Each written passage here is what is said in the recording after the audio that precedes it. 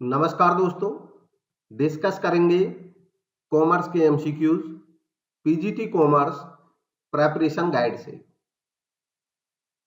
पहला क्वेश्चन है, the system of recording transactions based on dual aspect concept is called.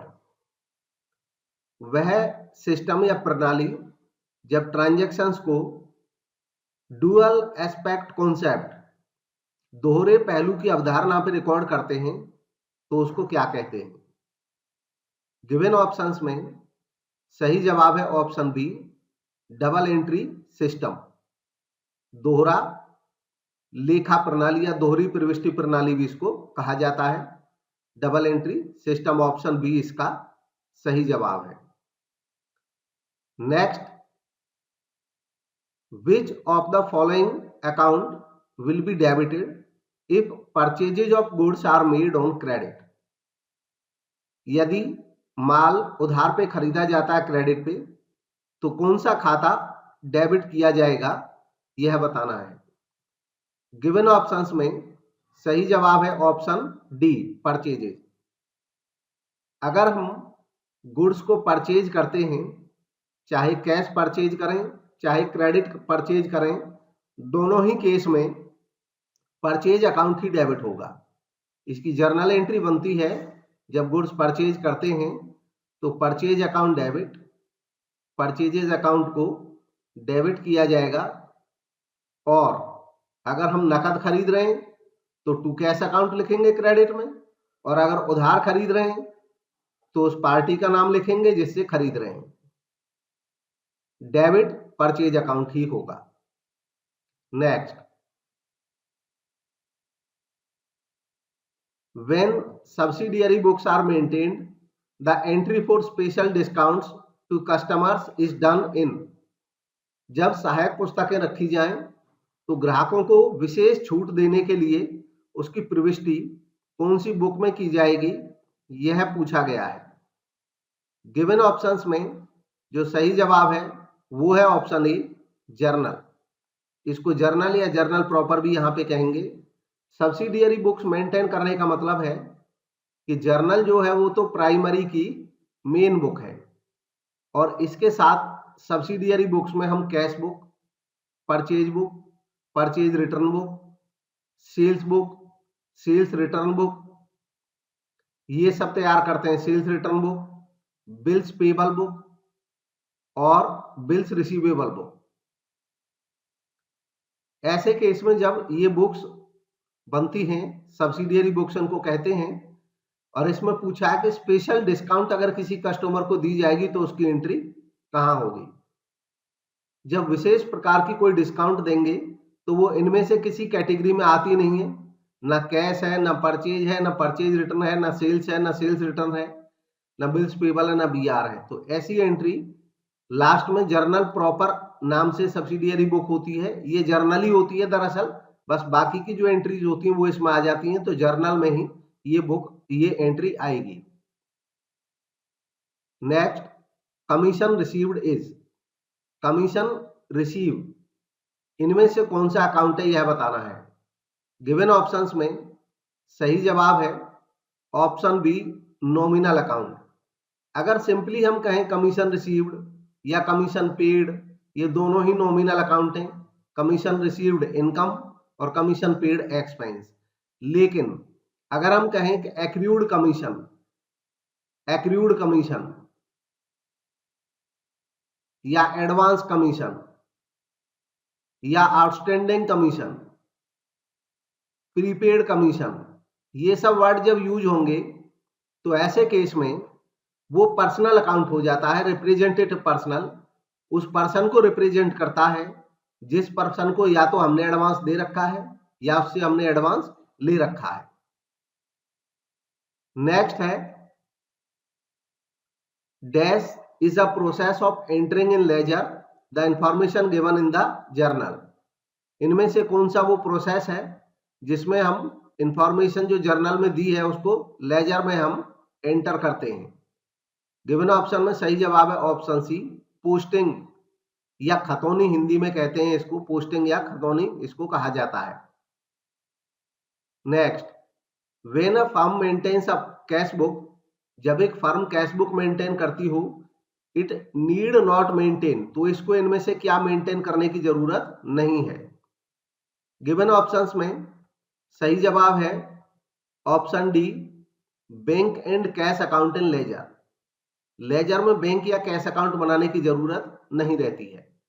दरअसल जब cash book बनाते हैं तो कैश बुक बनाने का जो तरीका है वो लेजर वाला तरीका, यानी कि टी शेप फॉर्म में ही कैश बुक बनती है। कैश बुक प्राइमरी बुक का भी पर्पज सोल्व करती है, यानी कि जर्नल में जो एंट्रीज होती हैं कैश वाली, वो डायरेक्ट हम कैश बुक में कर सकते हैं।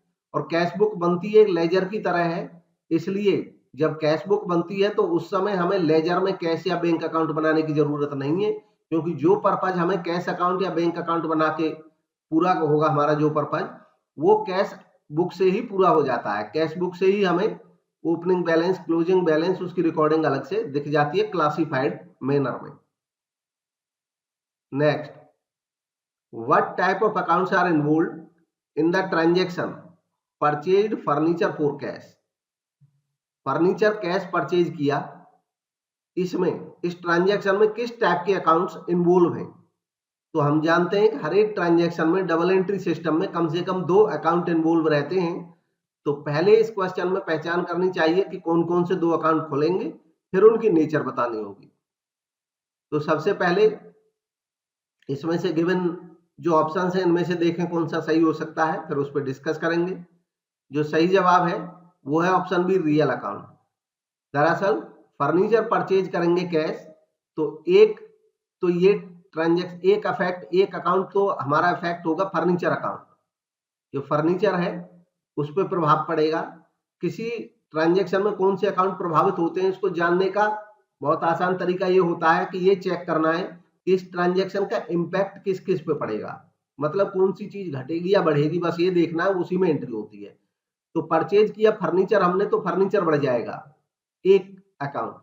जब हम फर्नीचर नकद खरीद रहे हैं तो कैश हमने दिया होगा तो कैश घट जाएगा। जिन चीजों पे इम्पैक्ट पड़ता है वही अकाउंट खोलते हैं, तो दूसरा कैश अकाउंट होगा। अब हमें ये चेक करना है कि फर्नीचर अकाउंट की नेचर क्या है और कैश अकाउंट की नेचर क्या है।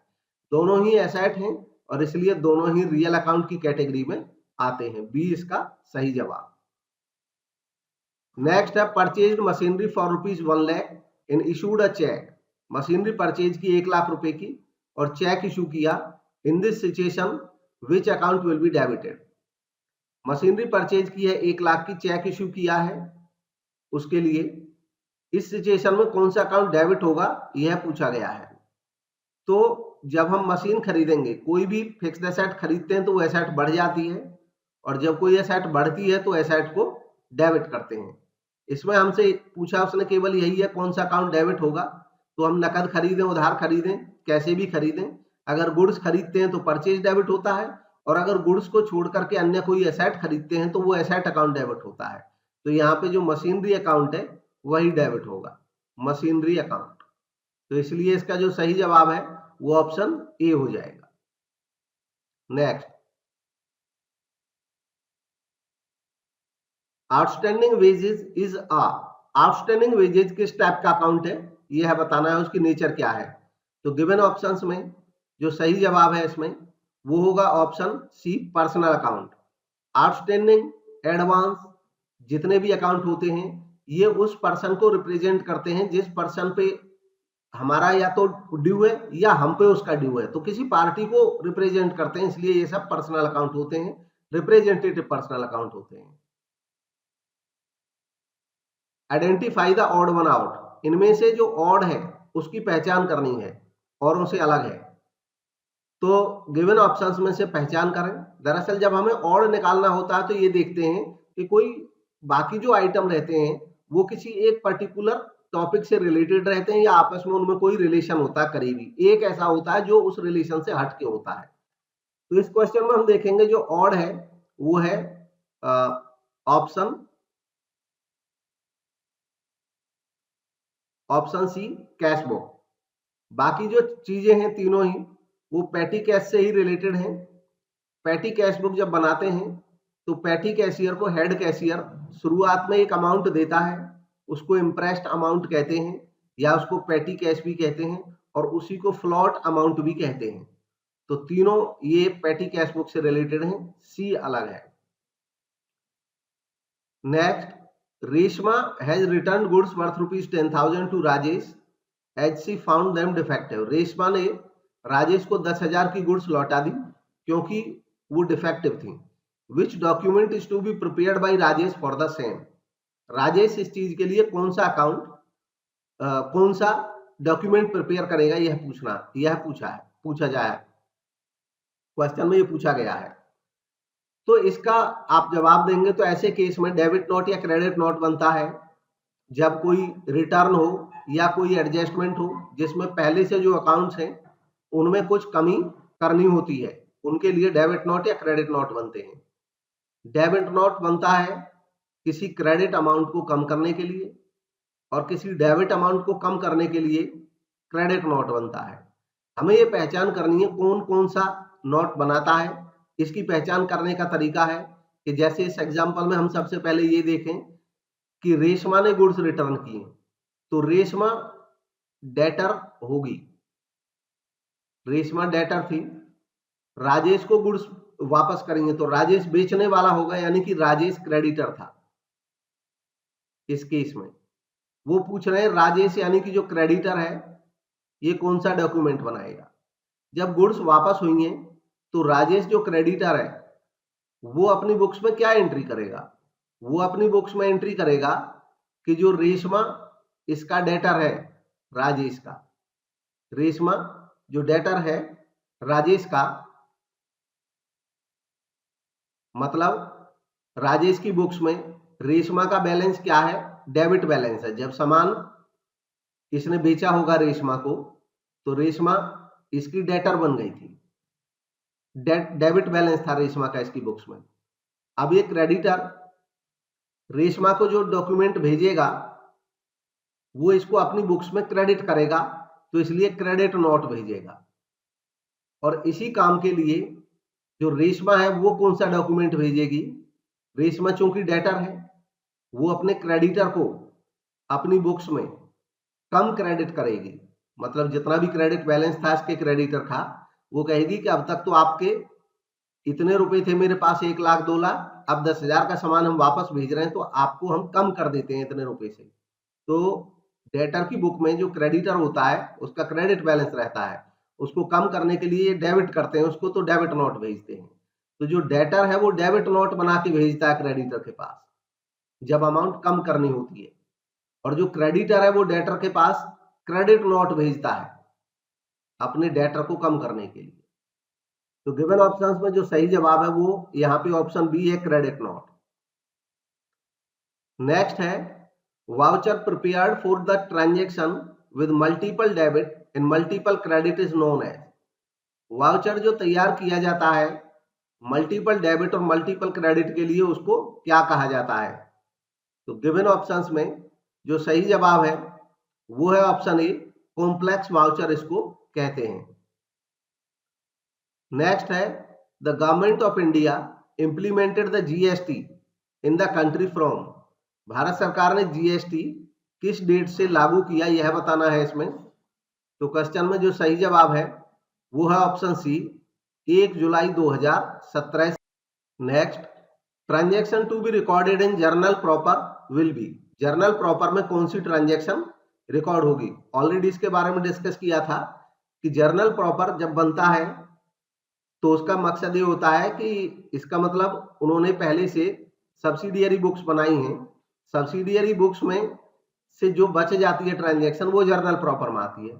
सब्सिडियरी बुक्स को स्पेशल पर्पज बुक्स भी कहते हैं क्योंकि इन सबके स्पेशल पर्पज रहते हैं, विशिष्ट पर्पज के लिए, स्पेसिफिक पर्पज के लिए बनाई जाती हैं। जैसे कैश बुक कैश के लिए, सेल्स बुक सेल के लिए, परचेज बुक परचेज के लिए, बिल बीआर बुक बीआर के लिए, बीपी बुक बीपी के लिए। जो ट्रांजैक्शन बच जाती है वो जर्नल प्रॉपर में आती है। हमें यहाँ पे देखना है कौन सी अकाउंट ट्रांजैक्शन जो है वो जर्नल प्रॉपर में आएगी। तो गिवन ऑप्शंस में से चेक करें कौन सा इसका सही जवाब है। सही जवाब है option A, credit purchase of furniture. देखिए, payment of wages, wages payment करेंगे, कैश दिया होगा कैश बुक में आएगा। क्रेडिट सेल, गुड्स का सेल अगर कैश करते हैं तो वो कैश बुक में ही आ जाता है, लेकिन क्रेडिट सेल करते हैं तब वो सेल्स बुक में आती है एंट्री। नेक्स्ट है purchase of goods of ₹1000 from Suresh. Suresh से 1000 की गुड्स खरीदी, क्योंकि कैश नहीं बताया है, पार्टी का नाम दिया है, तो क्रेडिट परचेज माना जाएगा, तो ये परचेज बुक में जाएगी। और ये क्रेडिट परचेज ऑफ फर्नीचर, चूंकि ये फर्नीचर की परचेज है, फर्नीचर एक फिक्स्ड एसेट है, तो फर्नीचर की परचेज होने की वजह से ये परचेज बुक में नहीं जा सकती है। परचेज बुक में केवल गुड्स की परचेज दिखती है, और कैश ट्रांजैक्शन ये है नहीं, क्रेडिट लिखा हुआ है, तो कैश बुक में भी नहीं जा सकती है। तो ऐसी ट्रांजैक्शन जाती हैं जर्नल प्रॉपर पे। तो इसका सही जवाब ऑप्शन ए। नेक्स्ट है Gopal is the owner of the business. Gopal owner है बिजनेस का। Accounting entry for the amount withdrew by him. Accounting entry, उसने कोई अमाउंट विड्रू करी है तो उसके लिए क्या होगी? गिवन ऑप्शंस में जो सही जवाब है वो है option C, debit drawing account and credit cash account. Drawing account debit होगा, क्योंकि ओनर जब अमाउंट विड्रॉ करता है तो ड्राइंग कहलाता है ये, और ड्राइंग अकाउंट डेबिट हो जाता है। ड्राइंग अकाउंट एक तरह से कैपिटल का नेगेटिव अमाउंट होता है, अल्टीमेटली वो कैपिटल में से ही घट जाता है। कैश क्योंकि बिजनेस से बाहर चला गया, इसलिए कैश को क्रेडिट करेंगे। Next, which of the following account is nominal account. इनमें से कौन सा नॉमिनल अकाउंट है यह बताना है। तो गिवन ऑप्शंस में से जो सही जवाब है वो है ऑप्शन ए, इंटरेस्ट अकाउंट। ये नॉमिनल अकाउंट है, इंटरेस्ट चाहे एक्सपेंस वाला इंटरेस्ट है या इनकम वाला, दोनों ही केस में नॉमिनल है। एक्रूड इंटरेस्ट, एक्रूड लगा हुआ है, आउटस्टैंडिंग लगा हुआ है, प्रीपेड लगा हुआ है। जब ये टर्म लग जाती हैं तो ये उस पार्टी को, ये जो अकाउंट होते हैं ये उन पार्टीज को बताते हैं जिन पे हमारा एक्रू है या जिन पे आउटस्टैंडिंग है जिनका हम पे, या जिनको हमने प्रीपे कर रखा है, ये उस पार्टी को बताता है, तो इसलिए ये रिप्रेजेंटेटिव पर्सनल अकाउंट होते हैं। Next, a bank reconciliation statement is prepared to know the causes for difference between. एक बीआरएस बनाया जाता है डिफरेंस के रीजन जानने के लिए किन दो पुस्तकों के बीच में यह बताना है। तो गिवन ऑप्शंस में जो सही जवाब है वो है option A, balance as per bank column of cash book and passbook. Cash book का बैंक कॉलम का जो बैलेंस होता है और पासबुक जिसमें बैंक लिखता है उसका बैलेंस एक ही रहना चाहिए। इनमें अगर कोई अंतर होता है, क्योंकि जो कैश बुक का बैंक कॉलम है वो ये बताता है कि मेरे बिजनेस का कितना अमाउंट बैंक में है और क्या मेरी ट्रांजैक्शन हुई है बैंक से, और पासबुक का अकाउंट बैंक की तरफ से ये बताता है कि इस बिजनेस का कितना अमाउंट हमारे पास है और कौन कौन सी ट्रांजैक्शन इन्होंने की हैं। तो अल्टीमेटली ये कैश बुक बिजनेसमैन ने बनाया, पासबुक बैंक ने लिखा, लेकिन लिखी गई चीज सेम होनी चाहिए, तो बराबर होना चाहिए इनका बैलेंस। लेकिन कभी कभी बैलेंस मिलता नहीं है कुछ कारणों से, उन कारणों को जानने के लिए बनाया जाता है बैंक रिकॉन्सिलिएशन स्टेटमेंट। नेक्स्ट देखेंगे, विच of the following option best explains A bank reconciliation statement. इनमें से कौन सा ऑप्शन बीआरएस को, बैंक रिकॉन्सिलिएशन स्टेटमेंट को बेस्ट, सर्वोत्तम तरीके से एक्सप्लेन करता है। गिवन ऑप्शंस में सही जवाब है option B, it is a separate statement. यह अलग से एक स्टेटमेंट होता है। Bank reconciliation statement double entry system का पार्ट नहीं होता है, ये कैश बुक का भी पार्ट नहीं होता है, ये जर्नल एंट्री का भी कोई सब डिवीजन नहीं है, ये कोई लेजर अकाउंट भी नहीं है। ये केवल एक रफ वर्क होता है जिसको बना करके खाली हम इंश्योर हो सकते हैं कि जो डिफरेंस अगर है हमारे कैश बुक के बैलेंस में और पासबुक के बैलेंस में, तो कौन से कारणों की वजह से हैं। अगर उनमें से कोई कारण ऐसा है जो जिसकी करेक्शन रिक्वायर्ड है तो उसकी करेक्शन कर दी जाती है, यही इसका पर्पज होता है। नेक्स्ट है विच वन इज ट्रू। इनमें से कौन सा सही है यह बताना है। तो गिवन ऑप्शंस में चारों ऑप्शन पढ़ें, इनमें से जो सही है वो है option A, accounting is a social science. Accounting एक सामाजिक विज्ञान है। तो सोशल साइंस वो होते हैं जो सोसाइटी के लिए होते हैं और सोसाइटी की परंपराओं से बनते हैं। तो क्योंकि अकाउंट्स समाज में बना है, समाज के बने तौर तरीके हैं, उनसे अकाउंट्स किया जाता है। तो ये एक सोशल साइंस है, ये फिजिकल साइंस नहीं है, केमिस्ट्री और फिजिक्स नहीं है, सोशल साइंस है, ये सही है।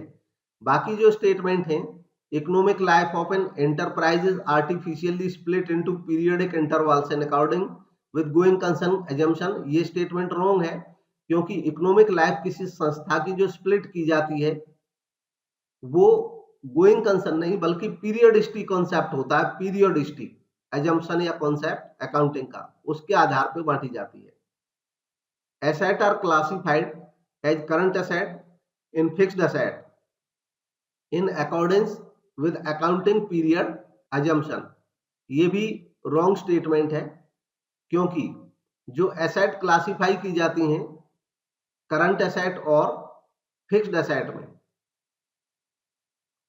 ये गोइंग कंसर्न कंसेप्ट के आधार पे बांटी जाती हैं, क्लासिफाई की जाती हैं। गोइंग कंसर्न कॉन्सेप्ट कहता है कि व्यवसाय लंबे समय तक चलता रहेगा, इसलिए फिक्स्ड एसेट्स को लंबे समय तक राइट ऑफ करते हैं जब तक वो चलती हैं। ऐसे ही revenue is generally recognised at the point of sale in accordance with matching principle, ये भी रॉन्ग है। रेवेन्यू रिकॉग्नाइज करते हैं पॉइंट ऑफ सेल पे, ये मैचिंग प्रिंसिपल नहीं बल्कि रेवेन्यू रिकॉग्निशन या रियलाइजेशन कॉन्सेप्ट की वजह से होता है। रियलाइजेशन कॉन्सेप्ट या रेवेन्यू रिकॉग्निशन कॉन्सेप्ट। दरअसल अकाउंटिंग जो होती है उसके बेस होते हैं, कैश बेस हो सकता है, एक्रूअल बेस हो सकता है।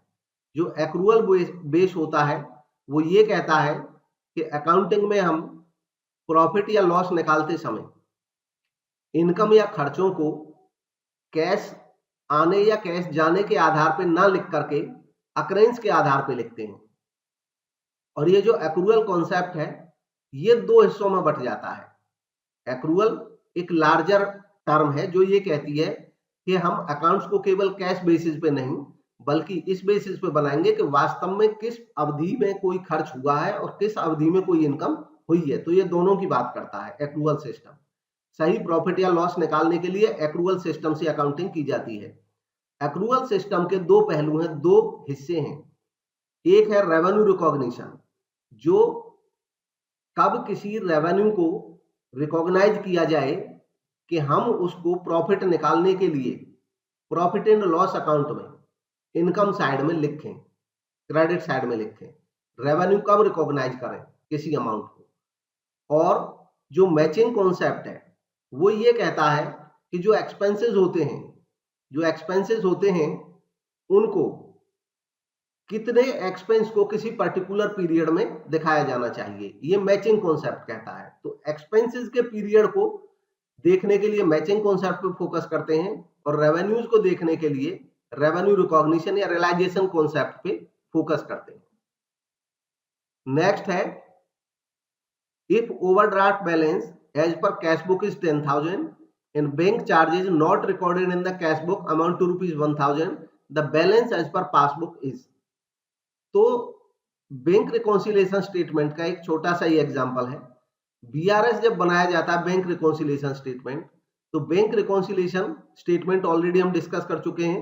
इसका एक कॉन्सेप्ट मैं डिस्कस करूंगा ताकि बीआरएस बनाने में सुविधा रहे, चाहे कितनी भी ट्रांजैक्शन हो।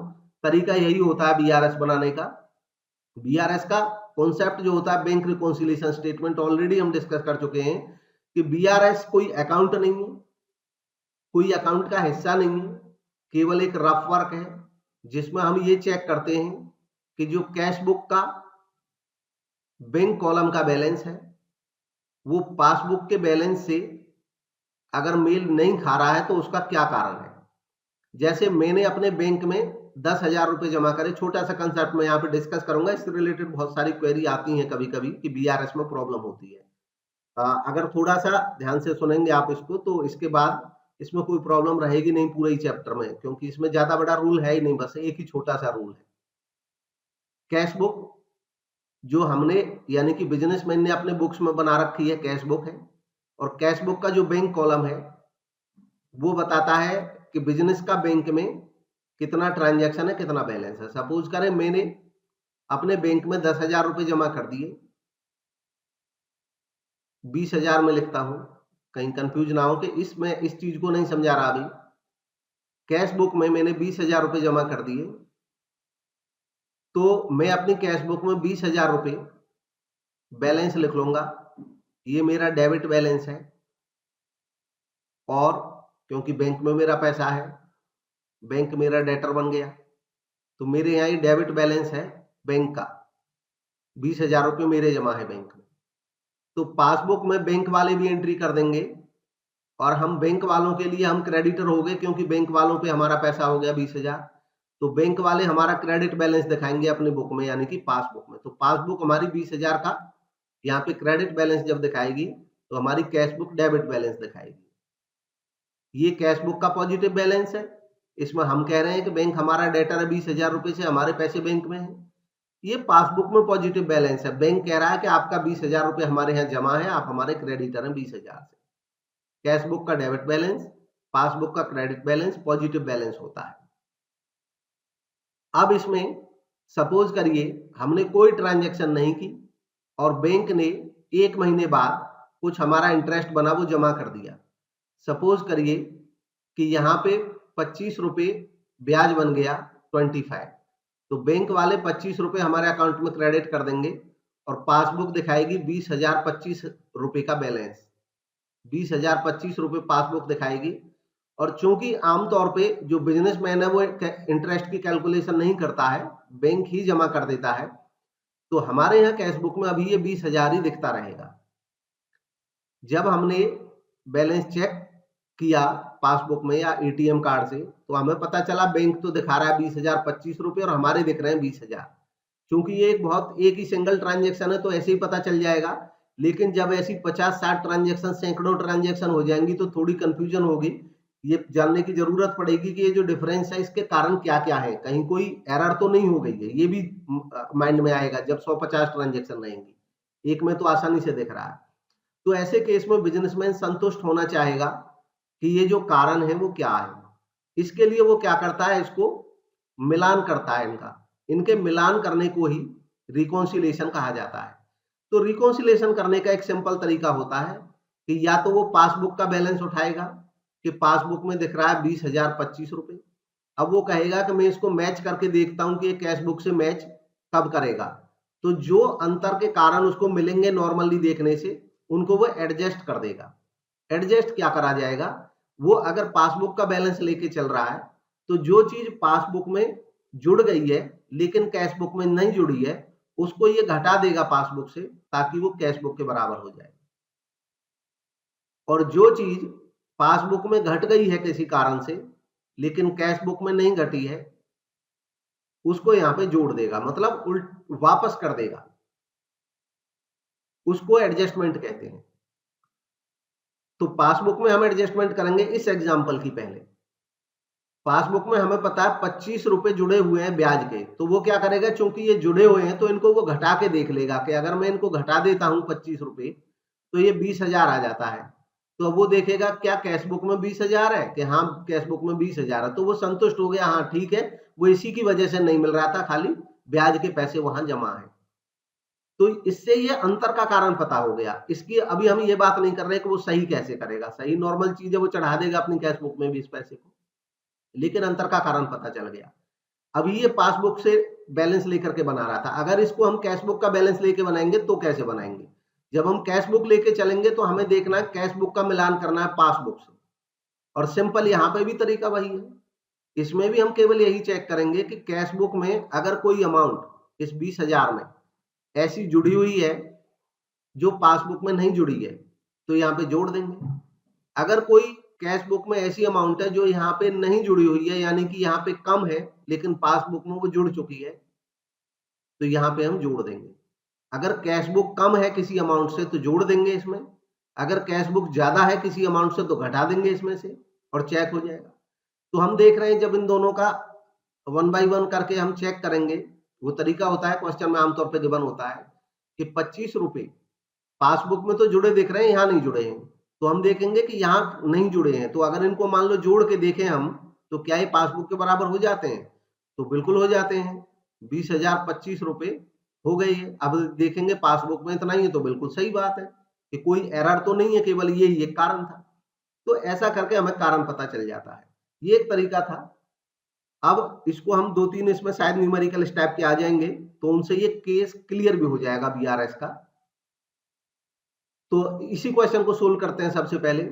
ओवरड्राफ्ट बैलेंस आप अलग से सोल्व करके देख लें, चेक करें बैलेंस आपका सही आता, आंसर नहीं आता। ओवरड्राफ्ट बैलेंस दे रखा है कैश बुक का, तो उन्होंने कैश बुक का बैलेंस दे रखा है, ये ध्यान रखें पहली बात तो, और ये भी दे रखा है ओवरड्राफ्ट। इसमें भी कोई दिक्कत नहीं है, तरीका वही होता है एनालिसिस का। ओवरड्राफ्ट मतलब लोन है, तो कैश बुक में 10,000 रुपए का लोन हमें दिख रहा है। Overdraft balance as per cash book 10,000 रुपए गिवन है। आगे उन्होंने बताया है, तो इसमें कैश बुक का ओवरड्राफ्ट का मतलब हो गया, अभी हमने डिस्कस किया था कि ये डेबिट होगा या क्रेडिट होगा। कैश बुक में जब पॉजिटिव रहता है तो डेबिट बैलेंस रहता है, लेकिन अगर कैश बुक ओवरड्राफ्ट दिखा रही है तो इसका मतलब है बैंक से हमने ज्यादा पैसे निकाल रखे हैं, तो ऐसे केस में बैंक हमारा क्रेडिटर हो गया। तो हमारी कैश बुक जो बैलेंस दिखाएगी, बैंक बैलेंस, वो क्रेडिट दिखाएगी, क्योंकि बैंक हमारा क्रेडिटर है। अब हमने ओवरड्राफ्ट कर रखा है, ज्यादा निकाल रखा है 10,000 रुपया, ये कैश बुक के अकॉर्डिंग है, तो ये कैश बुक का क्रेडिट बैलेंस है 10,000 रुपये ओवरड्राफ्ट लोन। आगे ट्रांजेक्शन दी है। अब इस क्वेश्चन में हमें खाली एक जानकारी दी है, एक कोई रीजन बताया है डिफरेंस का, कि जो बैंक चार्जेज हैं वो रिकॉर्ड नहीं है कैश बुक में 1,000 के। तो नेचुरल बात होती है कि जो बैंक चार्जेज हैं वो बैंक लगाता है। बैंक जब लगाता है तो वो पासबुक में तुरंत रिकॉर्ड हो जाते हैं, पासबुक या बैंक स्टेटमेंट कहें, मतलब बैंक अकाउंट में, बैंक के अंदर, बैंक की तरफ से। तो बैंक वालों ने तो बैंक चार्ज लगा दिया होगा 1,000 का, इसका मतलब ये 1,000 रुपए से बैंक में हमारा जो अमाउंट था वो कर्ज और बढ़ गया होगा। जब यहाँ पे ओवरड्राफ्ट है तो नेचुरली वहां पे भी ओवरड्राफ्ट ही होना चाहिए। कॉमन अंडरस्टैंडिंग है कि हमने बैंक से ज्यादा निकाल रखा है, तो बैंक को भी पता ही होगा कि उन्होंने ज्यादा निकाल रखा है, और जो बैंक वाले हैं उन्होंने हमको डेबिट कर रखा होगा, यानी कि पासबुक हमारी डेबिट बैलेंस दिखा रही होगी इस केस में। कैश बुक का क्रेडिट बैलेंस ओवरड्राफ्ट होता है, पासबुक का डेबिट बैलेंस ओवरड्राफ्ट होता है। तो अब पासबुक में ये कह रहे हैं कि 1,000 बैंक चार्ज, तो पासबुक में उन्होंने 1,000 और हमारा कर्ज बढ़ा दिया होगा, ऐड कर दिया होगा, जबकि कैश बुक में नहीं है ऐड। तो अगर हम कैश बुक में भी इसको ऐड कर दें 1,000 को, तो पासबुक के बराबर हो जाना चाहिए। तो बस हमने, चूंकि ये ओवरड्राफ्ट था और जो बैंक चार्ज है ये खर्च होता है, इससे और बढ़ जाएगा ओवरड्राफ्ट, जो पासबुक में बढ़ चुका होगा, कैश बुक में नहीं बढ़ा है, हमने यहां भी बढ़ा दिया।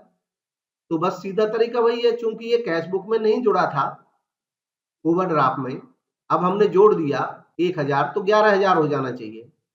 तो पासबुक में 11,000 दिख रहा होगा ये बैलेंस, और डेबिट दिख रहा होगा, तो सही जवाब इसका ऑप्शन बी हो जाएगा, 11,000 रुपीज डेबिट।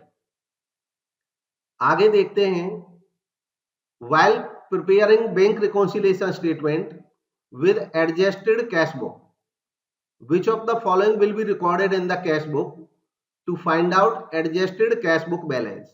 अब ये adjusted cash book क्या होती है? जो बीआरएस जब हम बनाते हैं, तो अभी जैसा कि हमने डिस्कस किया था कि कैश बुक और पासबुक, इनके बैलेंस में कुछ डिफरेंसेस होते हैं। उन डिफरेंसेस को हम ढूंढ रहे होते हैं कि क्या क्या कारण है उन डिफरेंसेस के, इसलिए मिलान करते हैं कैश बुक के बैंक कॉलम के बैलेंस का और पासबुक के बैलेंस का। कभी कभी बिजनेसमैन क्या करता है कि जो डिफरेंस होते हैं वो कुछ ऐसे होते हैं जहां कैश बुक की कमी रहती है, कि कैश बुक में रिकॉर्ड नहीं हुआ था, चाहे वो घटना था या बढ़ाना था। कुछ ऐसे कारण होते हैं जो पासबुक में गड़बड़ थी, यानी कि पासबुक में नहीं जुड़ा है या नहीं बढ़ा है। तो चूंकि कैश बुक तो बिजनेसमैन स्वयं बनाता है, तो बिजनेसमैन क्या करता है कि जब उसको कुछ रीजन मिलते हैं, कुछ अंतर मिलते हैं इन दोनों में, तो वो पहले क्या देखता है कि कैश बुक में जो उसको कमी लग रही है उसको पूरी कर लेता है। यानी कि कैश बुक में जो चीजें उसने रिकॉर्ड करनी है, जो वो रिकॉर्ड कर सकता था लेकिन नहीं रिकॉर्ड हुई हैं, उनको वो रिकॉर्ड कर देता है, चाहे वो घटने की है चाहे वो जुड़ने की है।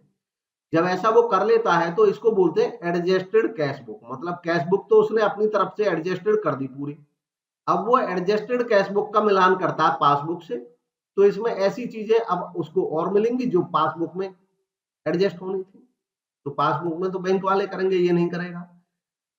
बट एडजस्टेड कैश बुक उसने बना ली, जो उसके यहाँ कमी थी उनको पूरी कर लेता है। हमें इसमें से यही पहचान करनी है, वो ये कह रहा है कि जब बीआरएस बनाया जाता है एडजस्टेड कैश बुक के साथ, तो ऐसे केस में कौन सी चीजें रिकॉर्ड होंगी कैश बुक में एडजस्टेड कैश बुक का बैलेंस निकालने के लिए। तो सीधी सी बात है, वही चीजें एडजस्ट होंगी जिनको कैश बुक में रिकॉर्ड किया जा सकता है। Cheque issued but not yet presented for payment, cheque issue कर दिया लेकिन पेमेंट के लिए नहीं पहुंचा अभी बैंक में, तो चेक इशू करा तो बैंक, ये बिजनेसमैन ने तो कैश बुक में वो लिख ही दिया होगा, बैंक में नहीं पहुंचा तो बैंक में नहीं लिखा गया है अभी तक, तो ये एडजस्टेड कैश बुक का केस नहीं है, क्योंकि इसमें हम कैश बुक में रिकॉर्ड नहीं कर सकते कुछ। ध्यान रख के यहाँ पे हम अभी ये इसमें पूछा गया है एडजस्टेड कैश बुक बना रहे हैं हम, ये बीआरएस नहीं बन रहा है। फिर कह रहे हैं cheque deposited but not yet collected, cheque deposit करा, अगेन चेक जब हमने डिपॉजिट करा तो कैश बुक में हमने ये पैसा लिख दिया होगा, लेकिन बैंक में नहीं पहुंचा तो बैंक में नहीं लिखा गया है ये। तो अगेन क्योंकि ये बैंक में नहीं लिखा गया है तो बैंक वाला मैटर है, कैश बुक का मैटर नहीं है। कैश बुक में तो सही हो चुका है ये पहले ही, तो अगेन ये भी नहीं आएगा कैश बुक में। फिर देखेंगे interest allowed by bank, interest जो बैंक अलाउ करता है तो वो पहले बैंक लिखता है अपने यहाँ, बैंक अलाउ करता है मतलब इंटरेस्ट बैंक अकाउंट में जब लगता है तो बैंक वाले तुरंत जोड़ देते हैं, वो हमें नहीं बताते, वो इंटरेस्ट कैलकुलेट किया ऑटोमेटिक सिस्टम है हमारे अकाउंट में जुड़ जाता है। तो ये पासबुक में जुड़ चुकी है ये अमाउंट, लेकिन कैश बुक में अभी तक ये नहीं लिखा गया है। तो ऐसे केस में चूंकि कैश बुक तो हमारे हाथ में है, हम कैश बुक में एडजस्ट कर देंगे, इस चीज को सही कर देंगे, तो जो इंटरेस्ट अलाउड बाई बैंक है इसको हम रिकॉर्ड करेंगे एडजस्टेड कैश बुक बनाने के लिए। फिर an error in the passbook, again ये जो एरर है वो पासबुक में है, हमारे यहाँ तो नहीं है, तो इसको भी हम कुछ नहीं कर सकते, इसको बैंक ही करेगा। तो इसलिए एडजस्टेड कैश बुक में केवल सी रिकॉर्ड होगा, बैंक के द्वारा इंटरेस्ट अलाउड, बैंक के द्वारा कोई चार्ज लगना, बैंक में डायरेक्ट जमा होना, बैंक से डायरेक्ट पैसे निकल जाना, जिनकी एंट्री कैश बुक में नहीं हुई है, ऐसी चीज हम कैश बुक में रिकॉर्ड करके कैश बुक को एडजस्टेड कर लेते हैं। तो यही एडजस्टमेंट्स में आती है एडजस्टेड कैश बुक में। बाद में फिर से अब जिसको एडजस्ट करने के बाद जो बाकी चीजें रह गई हैं उनके लिए फिर बीआरएस बना करके चेक किया जाता है, वो बीआरएस में आएंगे। नेक्स्ट है when preparing a bank reconciliation statement if you start with an overdraft as per passbook, अगर बीआरएस बनाते समय आप पासबुक के अकॉर्डिंग ओवरड्राफ्ट से स्टार्ट करें, यानी कि जो पासबुक है उसका बैलेंस आपको दिया हो और वो भी ओवरड्राफ्ट दिया हो, तो पासबुक का ओवरड्राफ्ट का मतलब होता है कि पासबुक में आपका डेबिट बैलेंस दिख रहा हो, मतलब बैंक वाले आपको अपना डेटर बता रहे हो, तो ये ओवरड्राफ्ट होता है। वो ये कह रहे हैं then cheque deposited but not yet cleared, इसका आप क्या करेंगे, तो आप इसको देखें पढ़ करके और देखें इसका क्या इंपैक्ट रहा होगा। चेक आपने कोई जमा करा लेकिन वो क्लियर नहीं हुआ, तो देखिए जब ओवरड्राफ्ट होता है तो पासबुक में ओवरड्राफ्ट है, इसका मतलब कैश बुक में भी ओवरड्राफ्ट होगा, कैश बुक में भी ओवरड्राफ्ट होगा, जब पासबुक में ओवरड्राफ्ट है तो दोनों में एक ही होगा। ये कह रहे हैं चेक आपने जमा करा, जब आपने चेक जमा करा होगा तो कैश बुक में ओवरड्राफ्ट यानी कि लोन आपको लगा कि वो कम हो जाएगा, क्योंकि आपने जमा कर दिया पैसा, चेक जमा कर दिया बैंक में, तो आपका ओवरड्राफ्ट कायदे से कम हो जाना चाहिए, घट गया होगा आपका ओवरड्राफ्ट, आपने अपना लोन घटा दिया होगा, लेकिन वो क्लियर नहीं हुआ अभी, मतलब बैंक वालों के यहाँ जितना आपका ओवरड्राफ्ट है, आप पे जो कर्ज है बैंक वालों ने वो नहीं कम किया है, तो यानी कि यहाँ पे ये कम नहीं हुआ है। तो आप क्या करोगे, जब आप मिलान कर रहे होगे तो अगर आप पासबुक का बैलेंस लेके चल रहे होगे तो यहां से भी कम कर दोगे आप, ताकि दोनों का बैलेंस बराबर हो जाए, तो ये डिडक्ट हो जाएगा। इसलिए सही जवाब ऑप्शन बी होगा, डिडक्टेड। तो ये सीधा तरीका है, सीधा कंसेप्ट है, यही इसको जैसा हमने वहां पे डिस्कस किया था उसके अकॉर्डिंग हम कर रहे हैं, हम सारे क्वेश्चन उसके अकॉर्डिंग ही करके आपको दिखाएंगे। यही कंसेप्ट चल भी होता है, यही यहाँ पे पूछा भी जाता है। बाकी एडलेस सिस्टम, प्लस माइनस सिस्टम जो करते हैं वो केवल समझाने के लिए करते हैं, जो कंसेप्ट है वो ये है। आप यहां से अंदाजा लगाएंगे जब भी इन क्वेश्चंस में पूछा जाएगा कि आप ऐड कर रहे हैं या लेस कर रहे हैं। नेक्स्ट है find the balance according to passbook from the given information. अब यहाँ पे आपको निकालना है find the balance according to passbook, passbook के अकॉर्डिंग आपको बैलेंस निकालना है। ये आपको इन्फॉर्मेशन दी गई है, तो आप अपने लेवल पे निकाल करके देखें, चेक करें कौन सा सही जवाब आएगा इनमें से, और फिर इसके बाद हमारी सॉल्यूशन देखें। तो मैं भी अब इसकी सॉल्यूशन स्टार्ट कर रहा हूं, आप उससे मिलान करें। पॉज करके आप अपना बना लें पहले, फिर उसको चेक करके देख लें।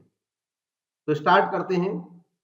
वही तरीका है हमारा कि हम देखेंगे कि सबसे पहले डेबिट बैलेंस दे रखा है कैश बुक का 25,000 रुपये। तो 25,000 रुपये आपको जो बैलेंस दिया है वो गिवन है कैश बुक का, और डेबिट बैलेंस है। कैश बुक के डेबिट बैलेंस का मतलब है कि कैश बुक में आप कह रहे हैं कि बैंक हमारा डेटर है, मतलब बैंक के पास आपके पैसे हैं, मतलब पॉजिटिव बैलेंस है। तो सीधी बात है, ये 25,000 रुपये जो हैं ये पॉजिटिव है, ये आपका पैसा बैंक में जमा हुआ है। अब आपको एडजस्टमेंट करनी है इन चीजों की। ये जो चीजें दी हुई हैं इनका मतलब ये होता है कि ऑलरेडी उस बिजनेस ने आपको बता दिया है कि ये जो चीजें हैं ये ऐसी हैं जिनकी वजह से मतलब डिफरेंस आ रहा है, मतलब इनमें से एक चीज उधर दिख रही है, इधर नहीं दिख रही है, इधर दिख रही है तो उधर नहीं दिख रही है, ऐसे कारण है। आपको अंदाजा लगाना है अपने आप समझ करके हर चीज का कि क्या है। जैसे अभी हम स्टार्ट करेंगे तो आपको आइडिया हो जाएगा। पहला, चेक इशू करा लेकिन पेमेंट के लिए नहीं पहुंचा। जब चेक इशू करा तो आपने कैश बुक में से ये अमाउंट घटा दी होगी, लेकिन बैंक में नहीं पहुंचा पेमेंट के लिए तो बैंक में नहीं घटी। तो कैश बुक में से आप घटा चुके हैं इसको। अब चूंकि आपके पास कैश बुक का ही बैलेंस और आपको पासबुक तक पहुंचना है, तो जो चीज आपने कैश बुक में घटा दी है उसको आप इसको जोड़ दोगे तो इसकी एडजस्टमेंट हो जाएगी, उसके बराबर हो जाना चाहिए। तो 8900 आप कर देंगे ऐड। हम सीधे करते चलेंगे सभी को एक तरफ से। Then cheque have been deposited in the bank, cheque bank में जमा करा तो कैश बुक में आपने ये पैसा जोड़ दिया होगा, प्लस कर दिया होगा। But have not been collected and deposited in the bank, लेकिन बैंक में वो अभी जमा हुआ ही नहीं, कलेक्ट भी नहीं हुआ, जमा भी नहीं हुआ, तो बैंक में ये पैसा अभी ऐड नहीं हुआ है। कैश बुक में आप ऐड कर चुके हो, तो कैश बुक का बैलेंस आपके पास है, आप यहां से लेस कर दोगे इसको 12,300 को। बहुत आसान तरीका है, बस उसको ये समझना है कि हुआ क्या है, ट्रांजेक्शन समझ आ गई, हो जाएगा। Next, bank interest receive 1250। Bank interest जब रिसीव होता है तो आप ये जान लें कि बैंक इंटरेस्ट मिलने का मतलब है कि बैंक वालों ने पासबुक में आपको ब्याज दे दिया 1250, तो नेचुरली इसकी पहली एंट्री बैंक में होगी। तो बैंक वालों ने ये पासबुक में जोड़ रखे हैं, ये पैसे जुड़े हुए हैं कहां पे, पासबुक में। चाहे बेशक रिसीव लिखा है, कंफ्यूज ना हो, जिस बाई नेचर जो चीज पहले जिस बुक में रिकॉर्ड होती है उसमें आप मानोगे और दूसरे में मानोगे नहीं हुआ है, ये इसका तरीका होता है। क्योंकि स्पष्ट जब जानकारी नहीं है कि ये कहाँ रिकॉर्ड हुआ है कहाँ नहीं रिकॉर्ड हुआ है, तो हमेशा तरीका ये होता है जहां उसकी ओरिजिनल एंट्री होती है वहां रिकॉर्ड हो गया है और दूसरे में अभी रिकॉर्ड नहीं हुआ है, इसीलिए यहाँ पे दे रखा है। तो अब हम ये मान के चलेंगे पासबुक में ये रिकॉर्ड हो चुका है 1250 रुपए। पासबुक में रिकॉर्ड होने का मतलब है वहां ये हमारे अकाउंट में जमा हो चुका है। अब चूंकि पॉजिटिव बैलेंस है तो इस बार ओवरड्राफ्ट वाला सिस्टम नहीं है, पॉजिटिव बैलेंस है मतलब हमारे पॉजिटिव में वो 1250 रुपए पासबुक में जोड़ चुके हैं, कैश बुक में नहीं जुड़ा है। तो कैश बुक में भी हम इनको क्या कर देंगे, जोड़ देंगे। तो 1250 रुपए हम ऐड कर देंगे कैश बुक में 1250, कैश बुक का बैलेंस हमारे पास है। Next, bank expenses 250 not return in cash book, ये या लिखे या ना लिखे तब भी हम यही मानते। बैंक एक्सपेंस के 250 रुपए, बैंक में कोई खर्च हुआ हमारे अकाउंट से रिलेटेड तो बैंक वालों ने 250 हमारे अकाउंट में से हटा दिए होंगे, काट दिए होंगे, बस हम भी कैश बुक में से काट देंगे इन 250 रुपए को। बैंक चार्जेज का हो बैंक एक्सपेंसेस का हो एक ही बात है। Then bank has paid 3500 for insurance instalment on our standing order whose information we didn't get. हमने कोई स्टैंडिंग ऑर्डर दे रखा था, जैसे ईसीएस होता है, एक बार लग जाता है तो वो पैसा कटता रहता है, हमने अपने इंश्योरेंस का ईसीएस करा रखा है, तो इंश्योरेंस की किस्त का टाइम होता है बैंक से सीधे 3500 रुपए चले जाते हैं, तो बैंक वाले ने तो काट दिए उसी समय जब बैंक से गए 3500, बैंक वालों ने घटा दिए वहां पे, हमारे यहाँ नहीं घटे तो हम भी अपने यहाँ घटा देंगे पासबुक में। तो बस यही इसका तरीका है, ये 3500 माइनस कर दिया। अब इन सबको हम एडजस्ट कर लेना है। 8900 आपको ऐड करने हैं, फिर से सुन लें। 12300 लेस करने हैं, 1250 ऐड करने हैं, 250 लेस करने हैं, 3500 लेस करने हैं। फिर से कोई कॉन्सेप्ट समझ नहीं आया है तो इसको बैक करें पीछे से और फिर से सुन लें आराम से, क्लियर हो जाएगा ये पूरा कॉन्सेप्ट इस टॉपिक का। अब हमारे पास इसका जो बैलेंस निकल करके आएगा वो देखेंगे कितना आ रहा है, तो वो आ रहा है 19,100। अगेन ये भी चेक करना है कि वो पॉजिटिव आ रहा है कि नेगेटिव आ रहा है, क्योंकि हम प्लस से लेके चले थे तो इसका मतलब प्लस वालों का टोटल ज्यादा है यहाँ पे, तो ये प्लस ही आया है, मतलब पॉजिटिव बैलेंस है। और जब पॉजिटिव बैलेंस है पासबुक में हमारा, तो पासबुक में पॉजिटिव बैलेंस का मतलब होता है कि पासबुक में क्रेडिट बैलेंस है, तो 19,100 क्रेडिट बैलेंस है। ऑप्शन बी इसका सही जवाब है। तो ये था आज का क्वेश्चन, आज के क्वेश्चंस। अब चूंकि अकाउंट्स वाला पोर्शन चल रहा है, बिजनेस वाला ऑलरेडी हो चुका है, तो अकाउंट्स में हम ये कोशिश करेंगे जो न्यूमेरिकल क्वेश्चंस आ जाएंगे बीच बीच में, उनके माध्यम से हम उस टॉपिक को भी क्लियर करने की कोशिश करेंगे यहाँ से। हालांकि टॉपिक वाइज हमारे वीडियोज अलग बने हुए हैं, आप इसमें जो प्लेलिस्ट बनी हुई है वो पीजीटी कॉमर्स प्रेपरेशन गाइड से प्लेलिस्ट बनी है, और उसमें हमारी बुक के जो चैप्टर्स हैं उनको हमने समझाया, वहां पे ये टॉपिक भी अलग से सोल्व हो रहे हैं। बाकी जो एमसीक्यूज हैं वो अभी हम कर रहे हैं, एक एक चैप्टर्स करके धीरे धीरे इसमें क्लियर होते चले जाएंगे। एक क्वेरी थी कुछ लोगों की कि एक क्वेश्चंस नए नए टाइप के क्वेश्चंस भी आने चाहिए, तो बिल्कुल चूंकि ये क्वेश्चन एक ऑलरेडी बुक में दिए हुए हैं, ये तो इसी सीक्वेंस में होंगे, और नए क्वेश्चंस के लिए हम अलग वीडियोस डालते हैं, जैसे नए पेपर्स जो होते हैं किसी भी स्टेट के या बोर्ड के, तो उनके सॉल्यूशन हम डालते हैं, तो वो नए क्वेश्चन वहां से आपको मिल ही जाएंगे। और कोशिश करेंगे हम नए फ्रेम करके क्वेश्चंस बनाने की। जो एग्जाम्स अभी आने वाले हैं जैसे आरपीएससी का है, यूपी का है, एचटेट का है, इन पे फोकस करके हम उनके सिलेबस के अकॉर्डिंग भी आपको मटेरियल भी वीडियोस के माध्यम से देंगे, और साथ ही साथ उनसे रिलेटेड जो एमसीक्यूज हैं उन पे भी हम वीडियोस लाएंगे आने वाले दिनों में। उसके लिए आप चैनल को सब्सक्राइब करके रखें और बेल आइकन को प्रेस करें ताकि आपको इन्फॉर्मेशन मिल जाए नया वीडियो अपलोड होते ही। Thank you for watching.